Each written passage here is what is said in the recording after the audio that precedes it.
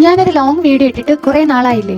അപ്പോൾ ഞാനിന്ന് നിൽക്കുന്നത് കന്യാകുമാരി ജില്ലയിലെ തക്കലയ്ക്കടുത്തായിട്ടുള്ള പുലിയൂർ കുറിച്ചിയിലെ ഉദയഗിരി കോട്ടയിലാണ്. അവിടെ എന്തൊക്കെയാണ് വിശേഷമെന്ന് നമുക്ക് കാണാം. ഏകദേശം 90 ഏക്കറോളം പരന്നു കിടക്കുന്ന 17-ാം നൂറ്റാണ്ടിൽ വേണാട് രാജാവായ വീരരവിവർമ്മ മണ്ണുകൊണ്ട് നിർമ്മിച്ചതും പിന്നീട് ഭരണമേറ്റ മാർത്താണ്ഡവർമ്മ മഹാരാജാവ് 18-ാം നൂറ്റാണ്ടിൽ കരിങ്കല്ല് ഉപയോഗിച്ച് ബലപ്പെടുത്തി പുതുക്കി പണിയുകയും ചെയ്തതാണ് ഈ കോട്ട. നല്ല മഴയുള്ള ഒരു ഞായറാഴ്ച ദിവസമാണെന്ന്. വലിയൊരു തടി കൊണ്ടുള്ള കോട്ടവാതിൽ കടക്കണം.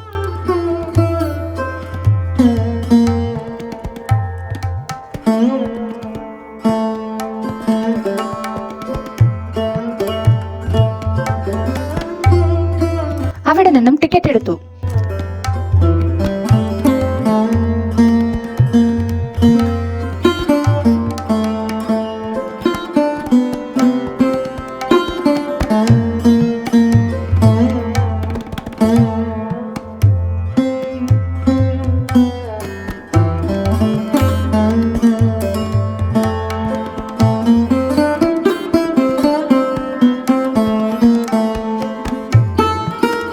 ബയോഡൈവേഴ്സിറ്റി പാർക്കാണിത്. പേരിന് മാത്രം കുറച്ച് മൃഗങ്ങൾ, മുയലുകൾ മാത്രമാണ് ഇവിടെ കൂടുതലും ഉള്ളത്. പിന്നെ മയിലും കുറെ പുള്ളിമാനുകളും.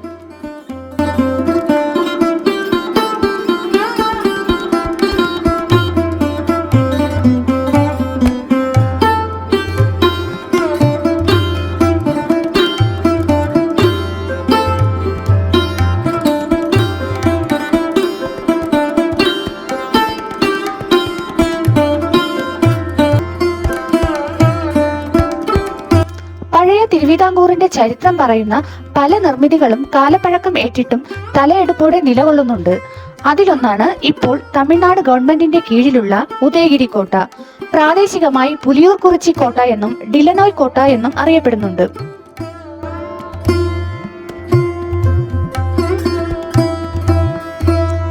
ഞാൻ കാണാൻ വന്നത് ഇതൊന്നുമല്ല.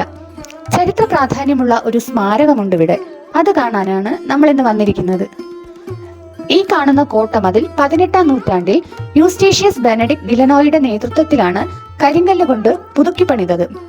അന്നത്തെ കാലത്ത് ഇതൊരു സൈനിക താവളമായതിനാൽ ഈ കാണുന്ന ഓരോ വിടവിലും പീരങ്കി വെച്ച് കോട്ട സുരക്ഷിതമാക്കിയിരുന്നു.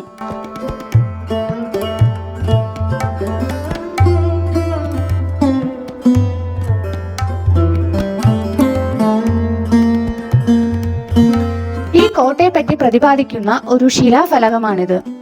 ഇനി നേരെ നടക്കുന്നത് ഇവിടെയുള്ള ചരിത്ര സ്മാരകം കാണാനാണ്. 1741 ഡച്ച് ഈസ്റ്റ് ഇന്ത്യ കമ്പനിയുടെ നാവിക കമാൻഡറായിരുന്ന യൂസ്റ്റേഷ്യസ് ബെനഡിക്ട് ഡിലനോയും സംഘവും കുളച്ചൽ തീരം വഴി പത്മനാഭപുരം പിടിച്ചെടുക്കാനായി അന്നത്തെ തിരുവിതാംകൂർ രാജാവായ മാർത്താണ്ഡവർമ്മയോടും സൈന്യത്തോടും യുദ്ധത്തിലേർപ്പെട്ടു. എന്നാൽ യുദ്ധത്തിനിടെ ഡിലനോയുടെ കപ്പലിലേക്ക് തീ പടർന്നു ഭക്ഷണ സാധനങ്ങളും വെടിക്കോപ്പുകളും മറ്റും നശിക്കുകയും ഒളിവ് യുദ്ധത്തിൽ തിരുവിതാംകൂറുകാരുടെ പ്രാഗൽഭ്യവും ഒക്കെ കാരണം ഡിലനോയും സംഘവും പരാജയപ്പെടുകയും യുദ്ധ തടവുകാരാക്കപ്പെടുകയും ചെയ്തു. ഇത് യൂറോപ്യൻ ശക്തികൾക്കെതിരെ ഇന്ത്യൻ മണ്ണിൽ നേടുന്ന ആദ്യ വിജയമായിരുന്നു. അതിനുശേഷം മാർത്താണ്ഡവർമ്മയുടെ വിശ്വാസം നേടിയെടുക്കുകയും തിരുവിതാംകൂർ സൈന്യത്തെ ശക്തിപ്പെടുത്താനായി ഡച്ച് രീതിയിലുള്ള സൈനികാഭ്യാസം കൊടുക്കാനായി വലിയ കപ്പിത്താനായി നിയമിക്കുകയും ചെയ്തു. ഡിലനോയ്ക്കും കുടുംബത്തിനും താമസിക്കാനും അദ്ദേഹത്തിന് ആരാധന നടത്തുന്നതിനും ഒരു ചാപ്പലും ഇവിടെ പണി കഴിപ്പിച്ചു. ഈ ഗേറ്റ് കടന്നെത്തുമ്പോൾ കാണുന്നത് ഡച്ച് ശൈലിയിൽ നിർമ്മിച്ച കാലപ്പഴക്കം കാരണം മേൽക്കൂര നഷ്ടപ്പെട്ട ഒരു ചാപ്പലാണ്. ഏകദേശം 37 വർഷത്തോളം തിരുവിതാംകൂറിന് വേണ്ടി വിശ്വസ്തയോടെ സേവനമനുഷ്ഠിച്ച ക്യാപ്റ്റൻ ഡിലനോയി അന്ത്യവിശ്രമം കൊള്ളുന്നത് ഇവിടെയാണ്. നമ്മൾ ടിക്കറ്റ് എടുത്ത് ടിക്കറ്റ് കൗണ്ടറിൽ നിന്ന് 300 മീറ്ററുള്ള ഉള്ളിലോട്ട് നടന്നു വരുമ്പോഴാണ് നമ്മൾ അന്വേഷിച്ചു വന്ന ഡിലനോയ്, ഡച്ച് ക്യാപ്റ്റനായ ഡിലനോയുടെ ശവകുടീരം ഉള്ളത്. നമുക്ക് അകത്തേക്ക് കയറി കാണാം.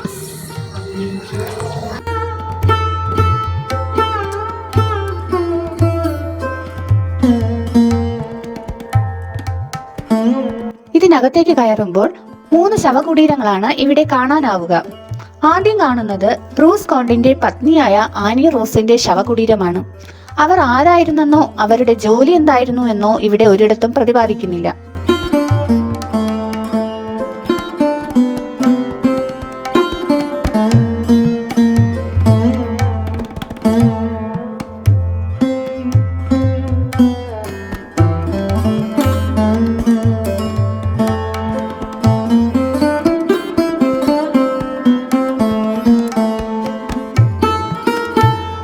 രണ്ടാമത്തേത് ക്യാപ്റ്റൻ ഹ്യൂഗ്സിന്റെ 2 മക്കളുടേതാണ്.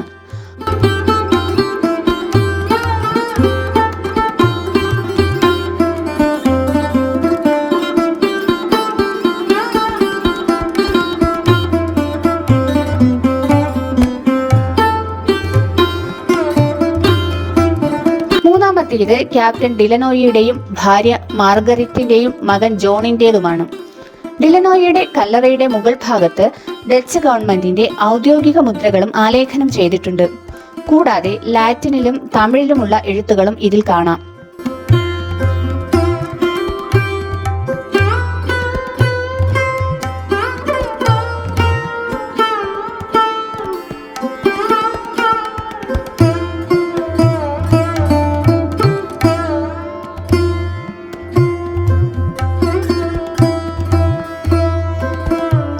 ഇത്രയും ചരിത്ര പെരുമയുള്ള ഒരു മന്ദിരം അർഹിക്കുന്ന രീതിയിൽ പരിപാലിക്കപ്പെടുന്നില്ല എന്നത് ഖേദകരമാണ്. ഇന്ത്യയിലെ മിക്ക സ്മാരക മന്ദിരങ്ങളുടെ ചുവരുകൾ പോലെ സന്ദർശകരുടെ കലാവിരുത് ഇവിടെയും കാണാൻ കഴിയും. നമ്മുടെ തനതായ ചരിത്രം നിലനിർത്തി നമ്മുടെ തലമുറകൾക്ക് കൈമാറാനാകാതെ പലതും നശിപ്പിക്കപ്പെട്ടു പോയിട്ടുണ്ട്. അവശേഷിക്കുന്നവയെങ്കിലും തലയെടുപ്പോടെ സംരക്ഷിക്കപ്പെടേണ്ടതുണ്ട്.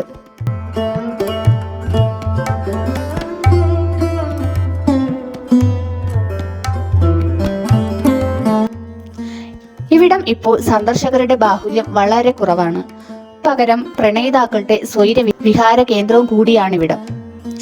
മാത്രമല്ല ചരിത്രബോധം നന്നേ കുറഞ്ഞ ഉദ്യോഗസ്ഥരും ആണ് ഇവിടെയുള്ളത്. ഇതിനൊക്കെ മാറ്റം വരുമോ? ഒരു വലിയ ആശങ്ക ഇവിടെ പങ്കുവയ്ക്കുന്നു. നിങ്ങൾക്ക് എന്തു തോന്നുന്നു എന്ന് കമന്റ് ചെയ്യണേ.